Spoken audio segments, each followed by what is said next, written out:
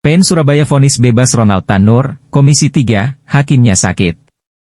Fankolo Channel melaporkan dari Karawang, Wakil Ketua Komisi 3 DPR. Ahmad Sahroni mengatakan Majelis Hakim PN Surabaya yang memvonis bebas terdakwa pembunuhan dan penganiayaan, Gregorius Ronald Tanur sakit. Ia menilai janggal akan putusan tersebut.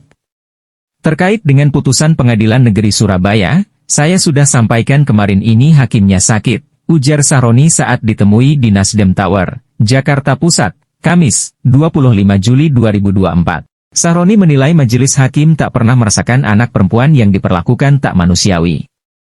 Ia pun janggal dengan vonis bebas anak politikus PKB itu. Yang herannya jaksa penuntut umum sudah melayangkan 12 tahun penjara. Tapi hakim memutuskan bebas.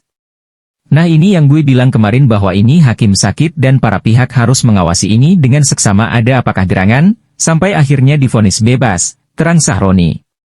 Menurutnya, duduk perkara itu jelas. Apalagi tindakan kekerasan telah dilakukan sejak 2023 dan menyebabkan korban meninggal dunia. Apakah hakim tersebut enggak punya gadget atau memang enggak punya TV? Nah inilah yang gue bilang hakim ini sakit, ucap Sahroni. Maka para pihak harus memberikan satu sumbangsih untuk periksa hakimnya secara menyeluruh, apa yang terjadi diputuskan yang bersangkutan bebas, imbuhnya. Sebelumnya, Ketua Majelis Hakim PN Surabaya Arintuah Damanik membebaskan Gregorius Ronald Tanur dari dakwaan pembunuhan terhadap Dini Sera Afriyanti. Hakim menyatakan Ronald Tanur tidak terbukti secara sah dan meyakinkan melakukan pembunuhan maupun penganiayaan yang menyebabkan tewasnya korban. Dia dibebaskan dari segala dakwaan JPU. Kuasa hukum Dini Sera Afriyanti, Dimas Yemahura mengaku kecewa dengan keputusan Majelis Hakim Pengadilan Negeri Surabaya yang membebaskan terdakwa pembunuhan Gregorius Ronald Tanur. Dia menyiapkan langkah mengajukan kasasi hingga melaporkan hakim tersebut ke Mahkamah Agung, MA. Putusan ini menjadi sebuah pelajaran, menjadi bukti bahwasanya keadilan di Indonesia ini masih sulit untuk didapatkan dan diperjuangkan.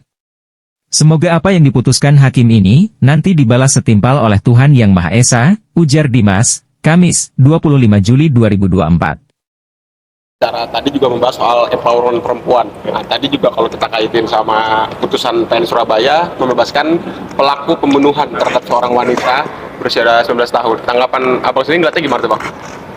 Terkait dengan putusan Pengadilan Negeri Surabaya, saya sudah sampaikan kemarin, ini hakimnya sakit. Mungkin dia nggak punya seorang anak perempuan yang bisa merasakan bagaimana perempuan ini diperlakukan tidak selayaknya. Yang herannya, jaksa penuntut umum sudah melayangkan 12 tahun penjara, tapi hakim memutuskan bebas. Nah, ini yang gue bilang kemarin, bahwa ini hakim sakit. Dan para pihak harus mengawasi ini dengan seksama, ada apakah gerangan sampai akhirnya divonis bebas.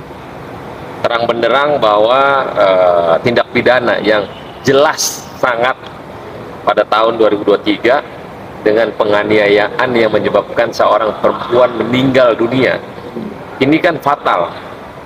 Apakah hakim tersebut nggak punya gadget atau memang di rumah nggak punya TV?